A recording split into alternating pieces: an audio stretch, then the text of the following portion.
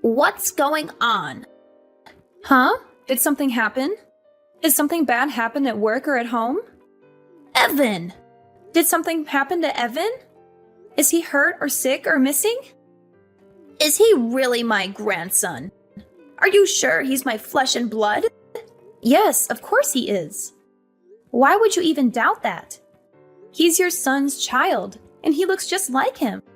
Oh, really? I wouldn't know because I've never seen him.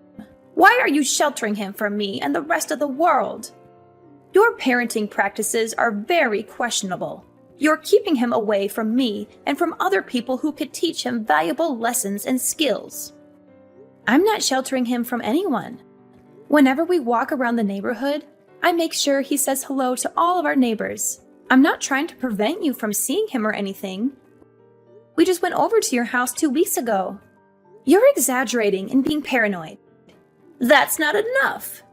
He's going to know the people in his neighborhood better than he knows his own grandmother.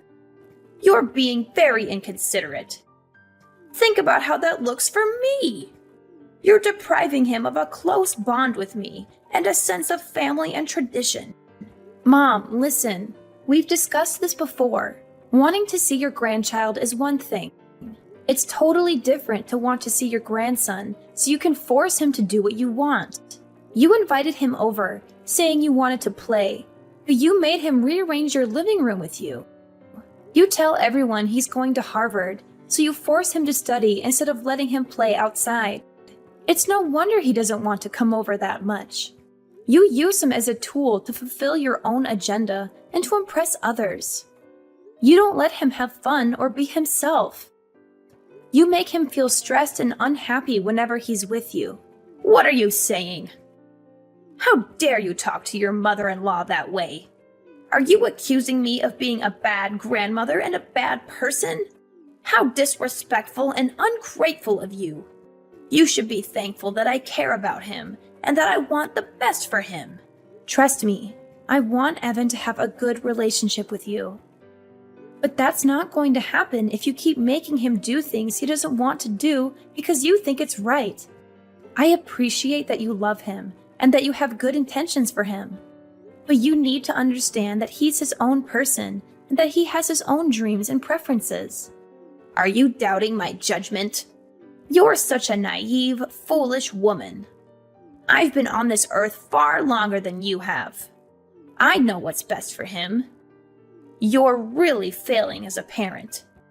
I think you have a lot to fix about yourself before you can continue to raise your son. Yeah, okay. I'll get on that. Sure, whatever. I'll do that right away. By the way, when are you expecting your baby? James told me the news. You're having another child, right? Why did you keep it a secret from me? Why didn't you share this wonderful news with me as soon as you knew? Oh, my bad. We've been very busy and stressed since we learned about it. This is what I mean by your mistakes and flaws. You need to improve yourself before your second child is born and be a better mother and a better daughter-in-law. I'm warning you now. You better have a daughter this time, or you'll face the consequences. What is that supposed to mean? I can't choose the gender of my baby. It's determined by nature and chance. I don't care about that. What if you have another rude and disobedient son like Evan? This world needs more females, not males who cause trouble and violence. And I'll be the one who decides what to call her. Don't you even think about arguing with me or defying me on this matter. Excuse me? You can't be serious. I've always dreamed of having a little girl of my own. It's not my fault that my marriage ended before I could have one. James is my only son and my only chance of having grandchildren. I suppose technically you are my daughter by marriage, but I don't think of you as my daughter at all. You're nothing like the daughter I wanted or imagined. Just give me this one small thing. Won't you let me fulfill my lifelong wish? So basically you're saying, shut up, I'm going to choose your daughter's name. Is that about right? Exactly. Yes, that's exactly what I'm saying. Wow. The parents of a child are the ones who name it. Have I made myself clear? A mother-in-law's authority is supreme. Everyone knows a daughter-in-law must obey whatever her mother-in-law demands. I won't tolerate any arguments or complaints from you. It's already settled. I'll be accompanying James when he comes to see you in the hospital, and I'll inform the doctors of the name I've selected for her. Let me know as soon as possible if you're having a son or a daughter. Do you understand what I'm saying? You're having a boy? Yes. I told you that I wanted you to have a girl. You're useless. I heard James was so disappointed like I was. Mom, I don't care if I have a boy or a girl. No matter which it is, I'll love them the same. I've never seen James like that before. He went into a rage and was screaming at the top of his lungs. He did that? Yes, he did. He was screaming, "Why isn't it a girl? Do something, you pathetic excuse for a doctor."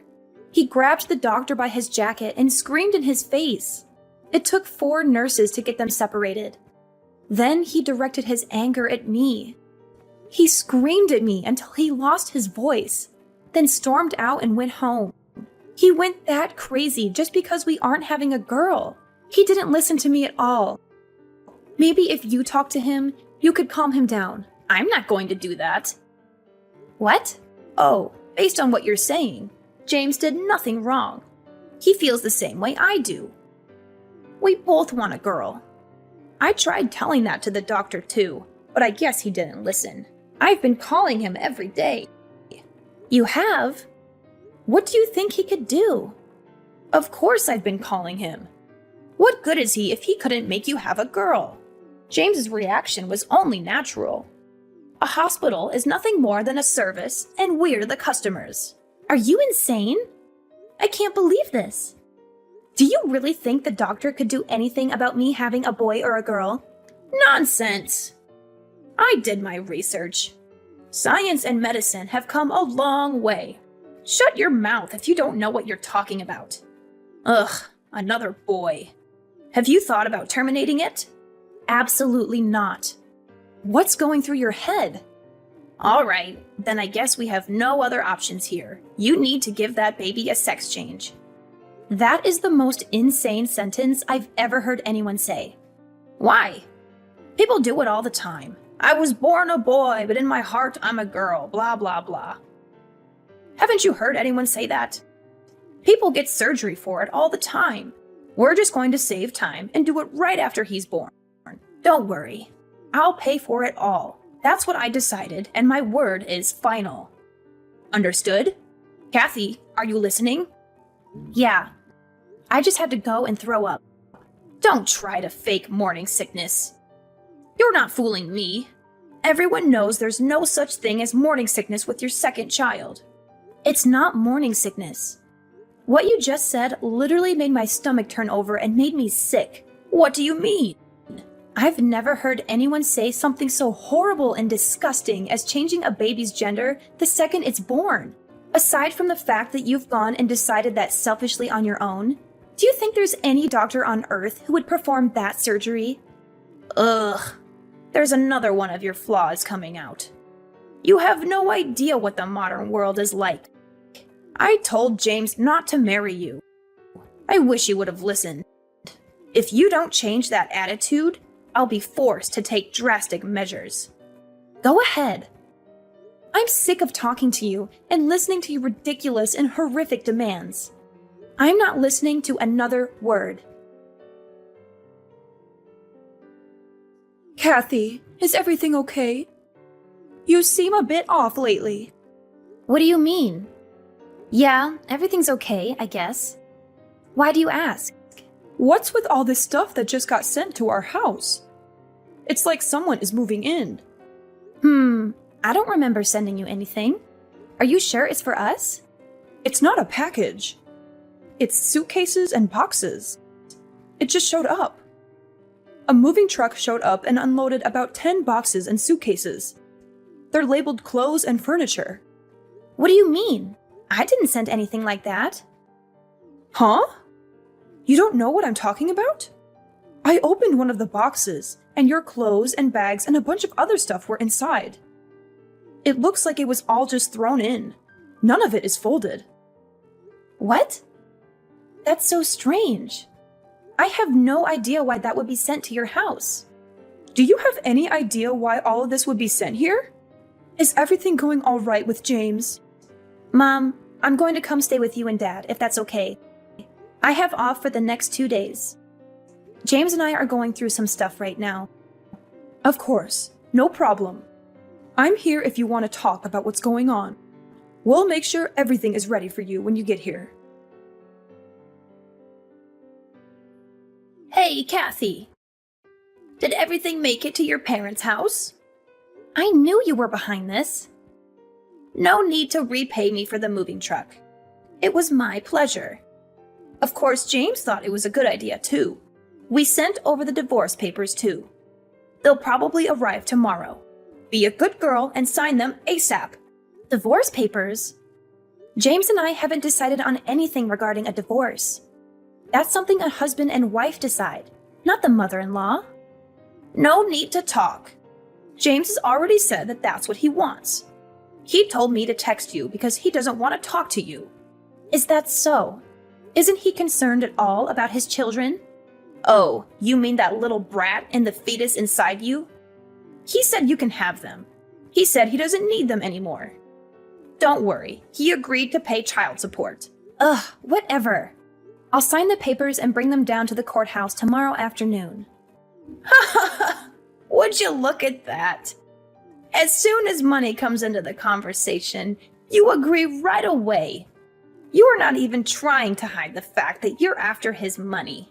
I don't care about that money. My dad's right next to me and has been reading this conversation. I'm taking his advice to get rid of that pathetic husband and his wretched mother. Money is an afterthought. Plus, my dad said he'd figure something out in regards to money. Your father said that? As in, your father, the real estate agent, said he'd take care of money. He's never given your James a cent up until now. He said he wanted us to learn the value of $1 on our own before he helped us out at all. I respected his choice to not give us any handouts. We never needed any help anyway, because I make a good salary at my job. But now if he helps me financially, I won't need any money from you two monsters. Well, isn't that nice? Daddy coming in to save the day, saving you from the evil villains you're making us out to be. That's ironic, since you're the only one who's to blame for all of this. You're the one who just couldn't make my wish come true and have a girl. I've got to ask, why are you so obsessed with me having a girl? Well, isn't it obvious? We'd put her in lessons from a very young age. She'll learn to sing and dance and become a little superstar. Once she gets scouted and becomes famous, she'll thank me by paying for anything I want for the rest of my life. I saw something like that on the news a little while ago. If she has James's genes, she'll be gorgeous. On the other hand, a boy will be completely useless to me. Unbelievable! You only care about how to use the child for your own personal gain. Isn't it natural for a child or grandchild to care for the people in their family? If you don't want any child support, that's fine. Don't come running back to us when Daddy runs out of money to give you. Sure, whatever. In return, I want you and James to never contact me or my family ever again. There's nothing I want more than to never, ever see you again. We get to cut you out of our lives, and we don't need to pay you anything. Oh, what a dream. Well, then there's nothing left to discuss. Have a nice life, you worthless, pathetic woman.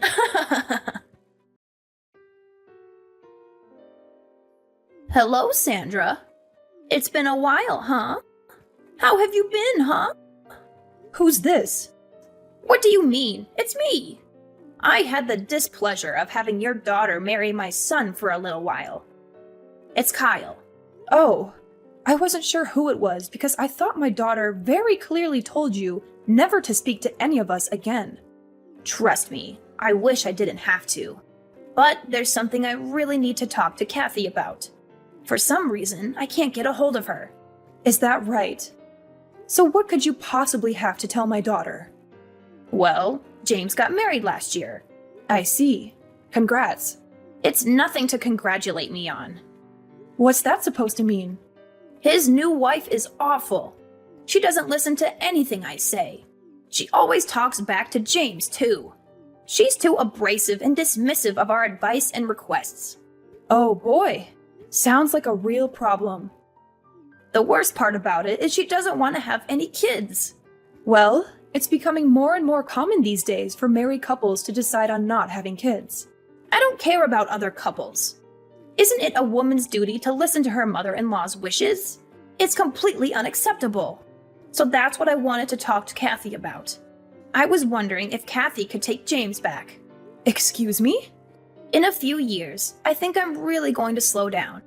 I'll need someone to look after me. I don't think this new woman is going to help me at all. So let me get this straight. You want Kathy to come back so she can take care of you when you get old and feeble? Oh, not just that. If she comes back, I'll forgive her for having a boy instead of a girl like I wanted.